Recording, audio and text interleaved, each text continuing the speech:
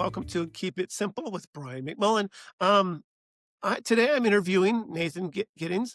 Nathan is an ex compadre with me. I was an Allstate agent for many, many years in San Diego, California. Nathan, your agency is where? In Marietta, In Marietta, which is about an hour north of San correct. Diego in Temecula Valley area. Yes. Yep. And so today we're going to interview him and talk to him about what he's doing, how he's doing things differently than some people, and where his struggles are. So there we go. So first thing, you have a family, you're married, you have, I think, a blended family of 4 children, That's correct. couple animals. I mean, come on now, can't you make this a little bit less complicated? Yeah, very. We'll try to make it as simple as possible. So my wife and I, we've been married now 17 years. Her name's Lori. She's absolutely wonderful, and we have a blast together. And we each have 2 children. So my oldest daughter is 30, and then we each have a set of 24-year-olds, or will be. So I have a 24-year-old daughter. She has a 24-year-old son, and then she has a 21-year-old daughter, or will be 21 coming up next year. That's a lot. Yeah, I yeah, mean, it is. 17 years, you've gone through the ringer with that, right? Yes, yes. So Yeah, blending the household and blending, a household with teenagers and kind of growing up that way. We had a lot of fun, and we're very, very blessed at how well our kids are doing. So we're excited. that's awesome. That's awesome. That's awesome. And plus So we get to live, a little bit as empty nesters because our youngest that's at home is 20. She goes to school in San Marcos and she works. So she is at home or she's at school, but most importantly, she's at home when we're on vacation. So she gets to take care of all the dogs and yeah, take care of yeah, the yeah, yeah. household. And Built so, in help, but not so yes, close that you have to deal with it. So yeah, San so Marcos is what we've, about? Yeah, San Marcos is about 30 minutes south. yeah. Yeah. Okay. Very cool. Very cool. So, um, when we were agents, I mean, I knew you, you knew me. We'd see each Mhm. other at meetings, see each other at award ceremonies, those kind of things. But we never really spent a lot of time together because we were just a little too far apart. So I actually wanted to interview you because some of the people who I know really well, you know, it's a different field. So I appreciate you helping me out in this. This is amazing. So, Thank you for tell having me me. about your business. You have 3 businesses technically, right? Some of them Correct. are more passive than others, but tell me about your businesses. Sure. I'll start with Allstate because that's my primary company. I started in the industry with my father in 1996, and worked with him from 1996 all the way until 2014, at which point in time he retired. I purchased his agency. And then in 2019, I purchased my second agency. Again, another agent was retiring. This was in Moreno Valley.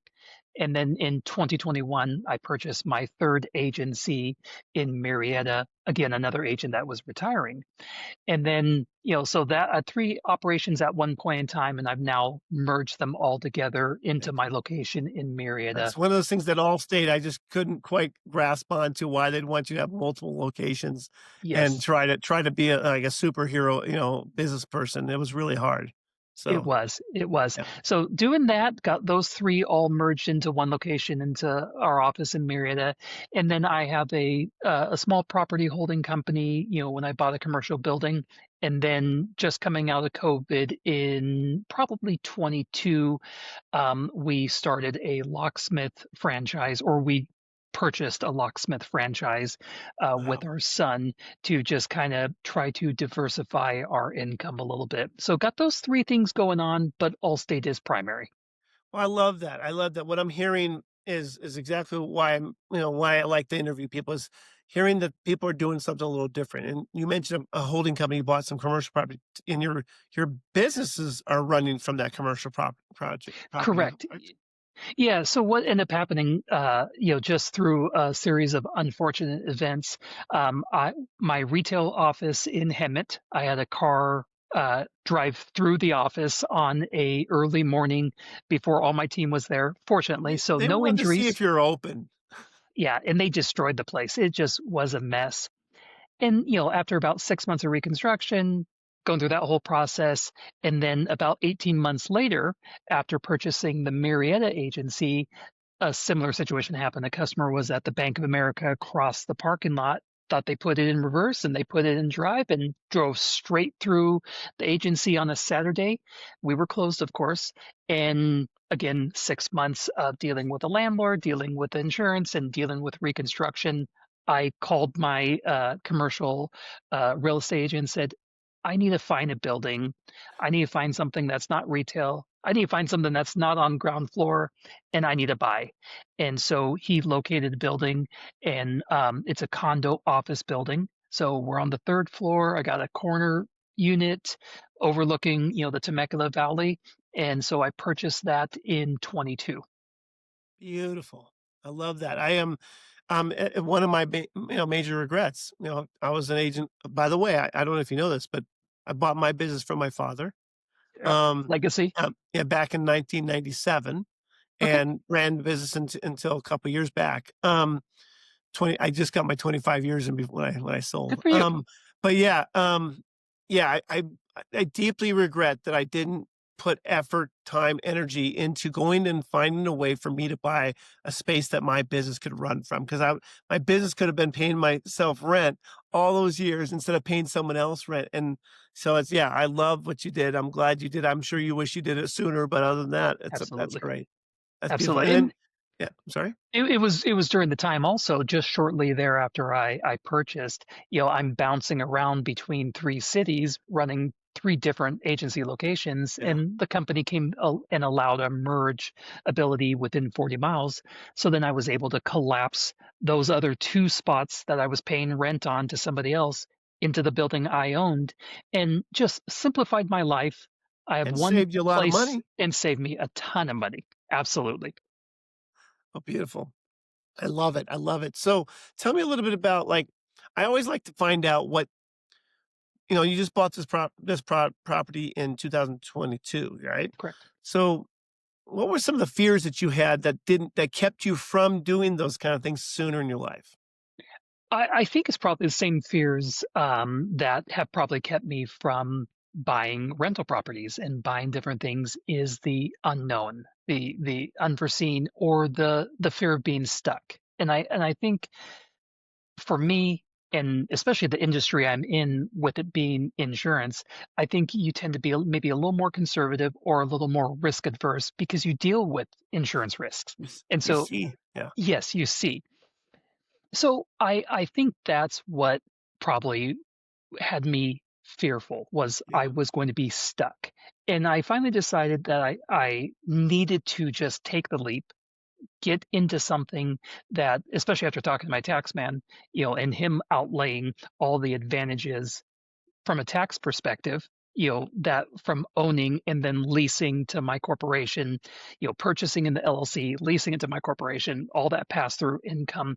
I said, okay, I got to do it. Plus, my bank was so easy to work with. I got such a favorable rate. yeah. It just ended up becoming like a no brainer. And I'm so far below the market value as far as cost per square foot to own versus what I'd be paying today if I was still renting. It's absolutely and this is the mind shift that I'm trying to get people to. That's what the podcast is all about, getting people to have the mind shift that, hey, you don't have to just grow up, go to school, get a job, go work for someone forever, and then at the end go, "Why didn't I try that?"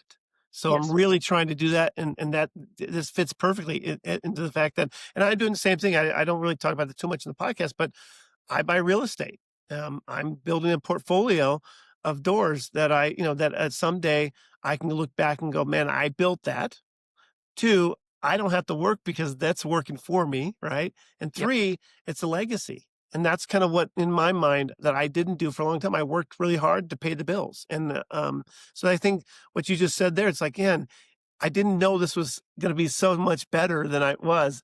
But it's because a lot of people just don't take the time to find that next solution. And they just need to talk to someone. I my One of my biggest regrets is not talking to people who know more than me.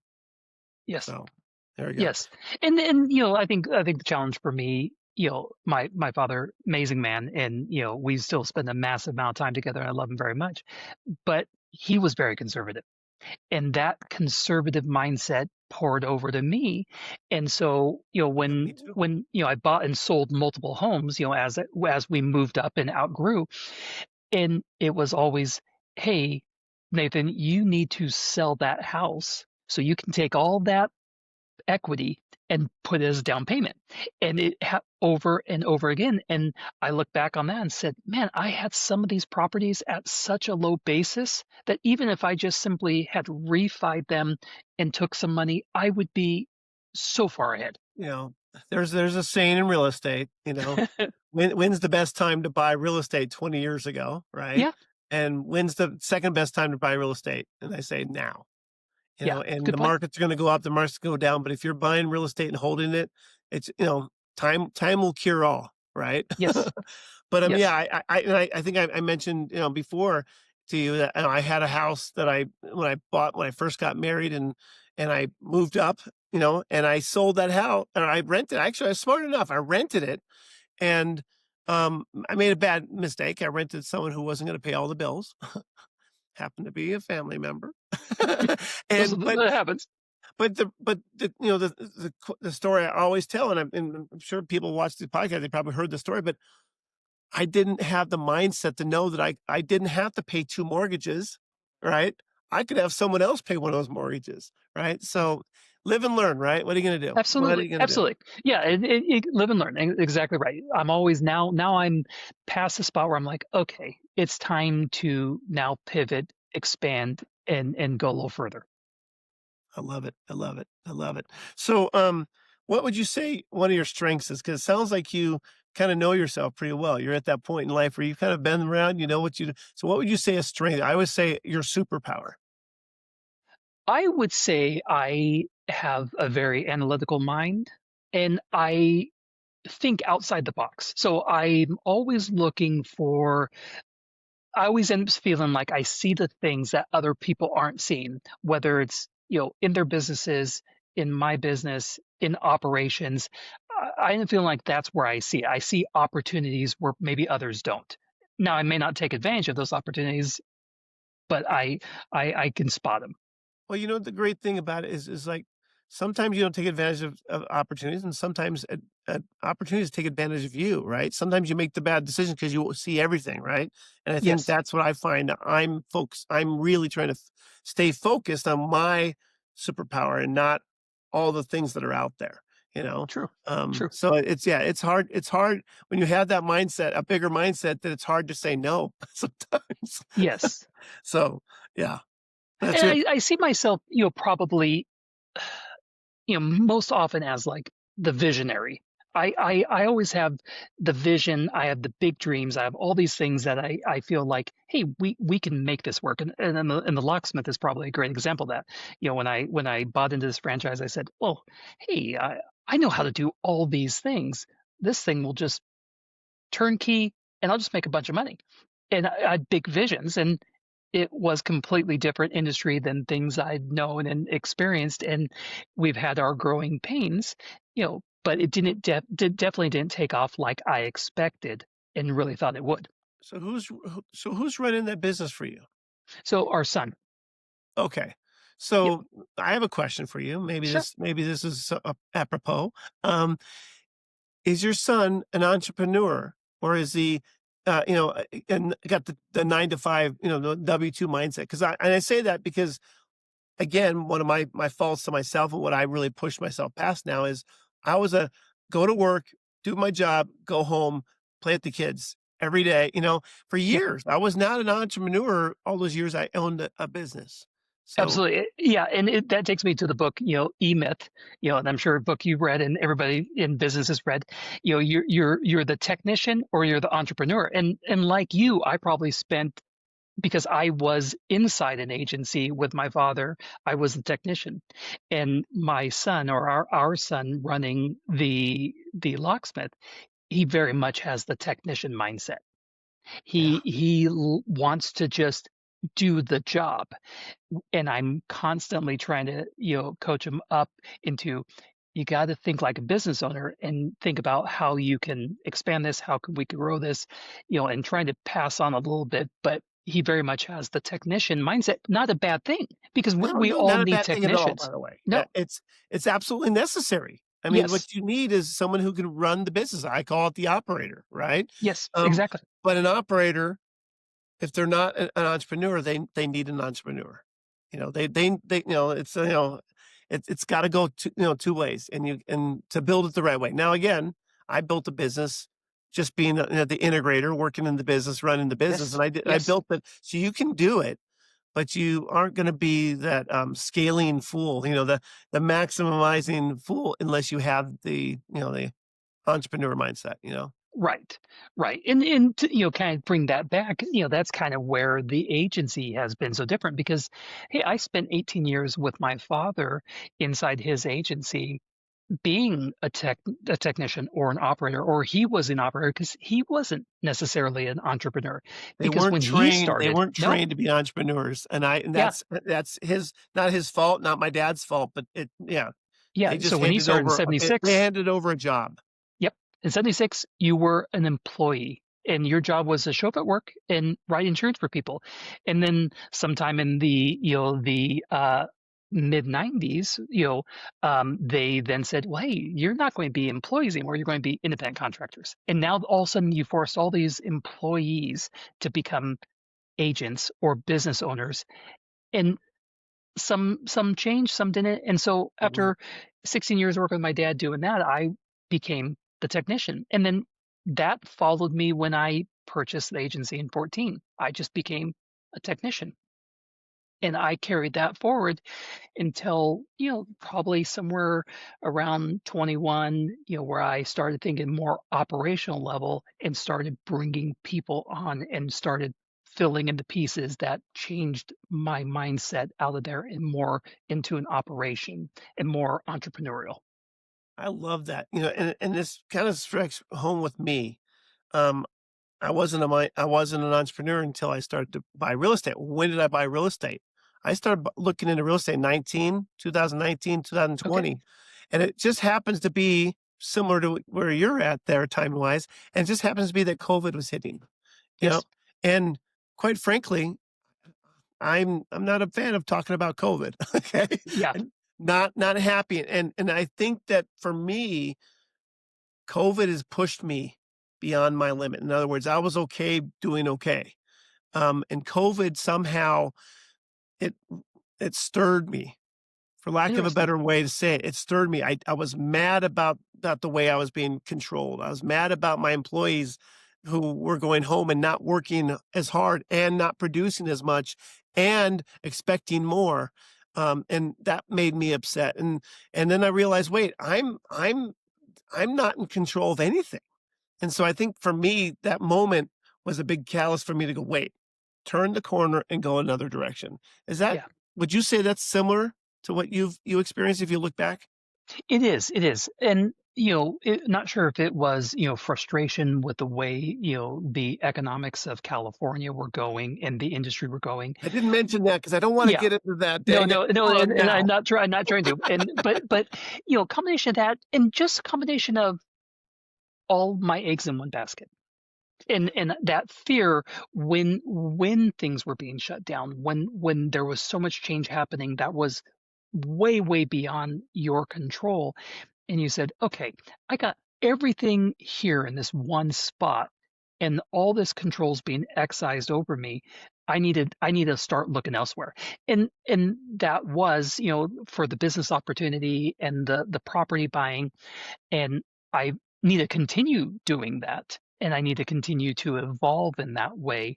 Yeah. Um, and we are, but Allstate and agencies, is our bread and butter, and was for you for many years, and has been great for agents and building legacies for their children to take over. And I'm doing that still to this day, where I'm expanding my operation with another acquisition. But the goal of all of this is so that I can do more on the side, more investing, more property buying. Yeah. Someone said to me one time, and this is so easy to say, so hard to do, but, your business is designed to give you the funds to go invest.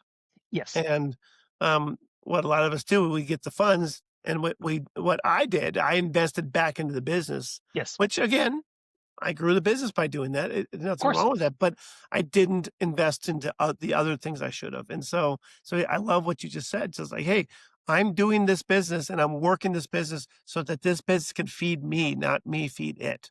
Right. Yes. And so Agree, it's 100%. really And that's where my mindset is, especially my wife and I, and, even our close group of friends, that we spend a lot of time with, it is all that. How can we get this operation to, give us the financial freedom, that little keyword that everybody's looking for, where, but not to necessarily vacation more, which we love to do, but really take it to the next level, get out there and allow us to create more income opportunities through diversification. And a lot of our focus is being spent there now.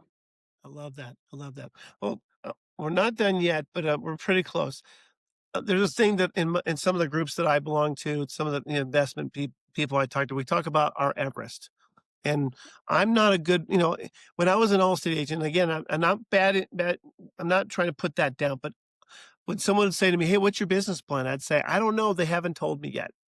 And I'm sure you can feel that a little bit sometimes, right? Yes. They're making plans, and you have to wait to see what they do to do what you're going to do. And so that that carried into my real estate plan. My plan was I'm just gonna buy this property, and I'm gonna go buy another one, then I'm gonna lend some money out, and I'm gonna get that money back, but I wasn't like, create that mountain where I'm striving. So we call it the Mount Everest, and we're trying to shoot for, "Hey, what do we want our lives to look like in 5 years?"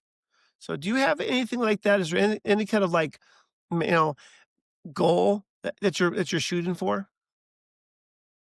I'll be completely honest with you. This has always been a tough question for me, and Me and too. I'll tell you why. If anyone ever asked me, "Hey Nathan, what do you want?" Unfortunately, my response is more. Yeah, And it's not. Yeah. yes, and when I think about, like, with this acquisition, I'm writing a business plan, of course, and I've written business plans for all my acquisitions. And you're always just trying to fill in these numbers that, portray yourself in a good way so the company says, "Oh, this is a good bet." Um, so 12 years ago when I purchased my father's, if I'm just thinking business, I said, "Hey, in 10 years, I want to be, a $20 million agency." Now, at that point in time, I was buying about $4 million from my father. He had a $4 million agency. So I said, in 10 years, I want to be, there. Well, I didn't get there. But after this next acquisition, I'll be around a $30 million agency in 12 years. Wow. So for that point, I look at that as like, hey, I achieved a great goal. I was on a phone call with a dear friend, an hour earlier. We're talking investments, actual investments, stock market and everything. And he says, "Hey, what's your number, that you want to retire with?" And we're talking about this because we're working with our, you know, uh, our investment broker. Sorry about that. It's okay. No, no worries. We're talking to our investment broker, and I get stuck, and I'm sorry for droning on, but I get stuck in this mindset of more. And so I've been working, and I work with mentors and different things on trying to come up with actual goals. You know, what do I actually want to achieve? Because it could be, if we look at health, it could be, well, I just want to be stronger. Okay, well, give me a number. Or I want to lose some weight. Well, what's that number? It could be 1 ounce or it could be 1 pound, but without ever defining it. And so my biggest challenge, truly, if I were to be completely honest, is for me to put numbers on things. So if someone said to me, "How many auto policies would you like to write this year?" I'd I'd say, "Well, more than I did last year, and then more than I did the year before." Yeah. But so I've been really working this year on defining my goals more, so that way I can actually feel the sense of accomplishment of achieving them versus, well, if I never know what that number is, I did more, but that more might not have been enough. Well, I mean, you're talking to the master of what you're saying, all right? Okay. When I started real estate, when was in insurance business, it's like, "What do you wanna do?" I just wanna grow the business. I want I Right. what percentage and what the I don't know. I just wanna be better than I was last year, and 100%. then when I started buying real estate, I said, "I'm just gonna buy a property," "Well, how many what's your goal?" I said, "My goal is to buy this one, make sure this one's profitable so I can go to the next one." And, now I have, 50 doors. So Yeah. I've done something, right? I've built Of something, course. but I've never had that sense of plateau. So like right now, I mean, if you ask me what my real estate Everest is, it's I want to have 300 doors in the next 5 years. Okay, Okay. sounds great, but it's really just a number that's I'm throwing out because I don't really know what I want. I know I want Yes. income coming in. I know I don't want to have to work and stress out about those things. Um, but yeah, setting that goal and creating the vision for the goal is really what we're talking about, right? Um, but I've always had this mindset, and this is going to come back to the oh, okay, you can Yeah. grab it. Sorry. My, uh, no, my You light didn't saw you no didn't move enough. movement. You didn't Yes, move enough. exactly. Yeah, I So get they it. clicked off. So I wanted to turn back on. That's okay. Yeah, but so like I think that for me, I don't know. You lost my train of thought now. I apologize. It's okay. Um, but yeah, But it's it's just I think we're in alignment, and and it's funny. So last night I was talking to my wife, and we're just talking 2026. So we got a quarter left. So we're in our 2026 kind of discussions and planning. And I had said to her, I said, "Hey, look, we've been talking about getting into real estate. We've been talking about getting into rentals or getting into flips, either one. But I said next year." Our goal needs to be, let's buy 5 properties. Let's, take money that's sitting in the bank and go out and put down payments and acquire 5 properties.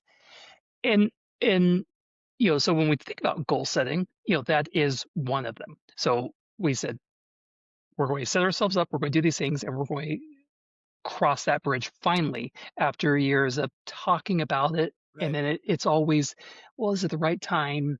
You know, is it the right property? Is it the right zip code? Is it all these things? And I said, let's just find an area that we say, hey, we want to be in for properties and rentals, and just let's buy some properties. And that was last night's conversation, That's and so the funny. number was 5. And I said, we can do this. Yeah, just start.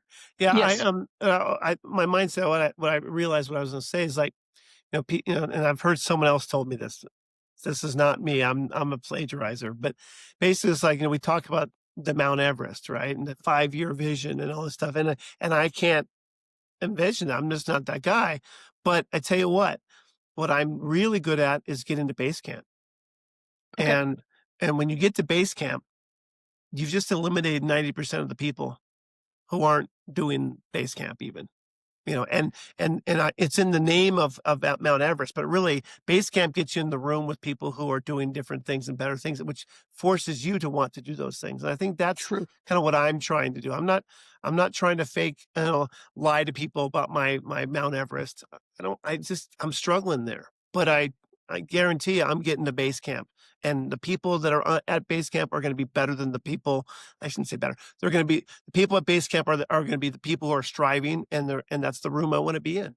So I agree with that. I agree with that. And that is absolutely something that I see myself doing.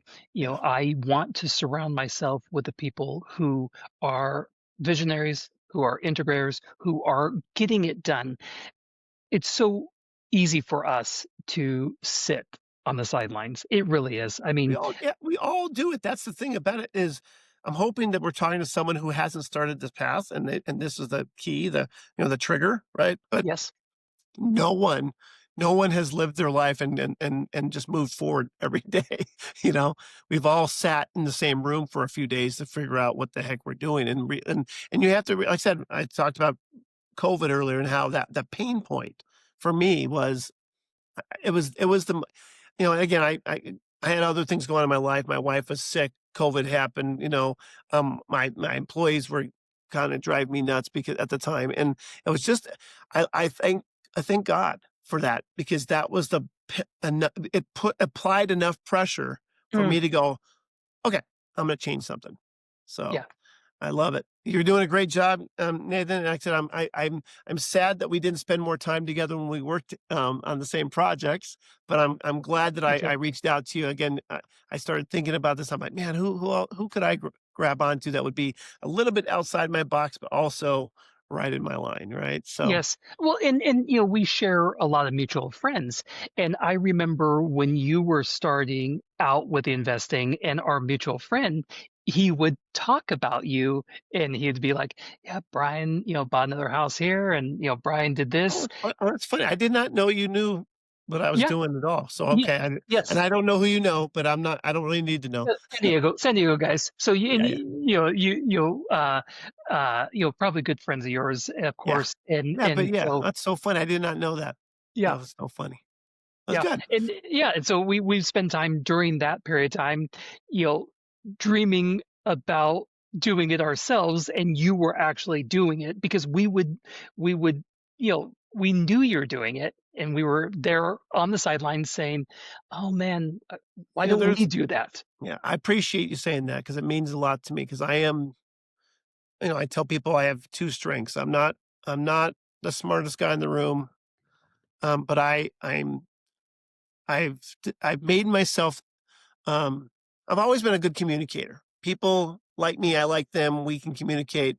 I can do this all day long. It's just Yeah. natural for me, and so that is a superpower for lack of a better word, right? But the one I've been cultivating is taking action. That's been the one I've been cultivating the most. I need to get better at the way I communicate and make the better relationships. That's but that doesn't happen unless I'm taking some action first. And that Yes. might be picking up the phone. It might be calling Nathan Giddings and saying, "Hey, would you do my podcast?" And Nathan's like, "Dude, I haven't talked to you in 5 years. Who the hell are you?" Right? So it's like putting yourself outside your comfort zone and doing that. So that's all I've been doing. And by the way, the income's not as good as it used to be, and so that's been so it's not all roses, let's just say that. Of course, of course. And to your point, and I will, if we're wrapping up, the thing that I think about for myself, and one of the things that we really impress upon our team here at the agency is fearlessness. We need to embody more fearlessness because, like you said, picking up the phone. When I think about my team having to pick up a phone call on a lead or pick up a phone on a customer and deliver, you know, pricing news or anything like that, you you you always are hesitant. And when I think about myself, I need to embody that more and I need to incorporate that more. And I have been in many periods of in my life, but I see myself. I'm like, I need to be more fearless so that way I can just step out, take those risks, accept those challenges, and really start moving and marching the ball forward. And that's one of the big things I've been working on. Now, I'm gonna talk to your team right now. Um, I I used to get this a lot from my team. I'd say, "Hey, just pick up the phone, call that person, have that conversation," and they'd say, "I'm not so good at it, but Brian, you're so good at it. Why don't you do it and I'll watch you and I'll learn." And I'd say, "Well, why am I good at it?" Yeah. Because I picked up the phone and I did it, and I took the lumps when I didn't know what I was doing, and I was, smart enough early on to know that when I pick up the phone and I get in a position where I didn't know the next thing, don't act like you know the next thing. Tell Yep. people, "You know what? I don't know the answer to that. Let me get back to you." And then it gave me that opportunity to earn more trust because I hung up the phone, I got the answer, and I called them back sooner than I promised them I would, right? Yes. And next thing you know, like, wait, I learned something and I impressed this person, not because I was a Mr. Knowledge or Mr. Great. It's because I followed through and I did what I said I was going to do. Yes. And it's Yes. not that much, but I still until the end of my career, it's like it was, with Allstate anyways, it was, yeah, I'm not good at that. You're not going to be good at it because you're not trying. And I that's a negative way to say it, but you gotta put it out there. You gotta put that effort. You gotta be embarrassed that you don't know something. You have to be embarrassed that you don't know all the facts, you know, and that's okay. Yeah. So to the team out there, please, just take one step at a time, one day at a time, and make a phone call that you feel uncomfortable about. You Yep. know, What it's gonna 1% better a day. That's what we it's talk about. so 1% it's better a so day. easy to say that, so hard to do, Yeah. right? But It is. it's true though. If you just do one thing a day that you're a little bit better at, and then you do it again and do it again, you're gonna kill it. So appreciate Great. you today on this. And like I said, Thanks, this has Brian. been a pleasure. Thank you. Thank you. Love it. Talk soon.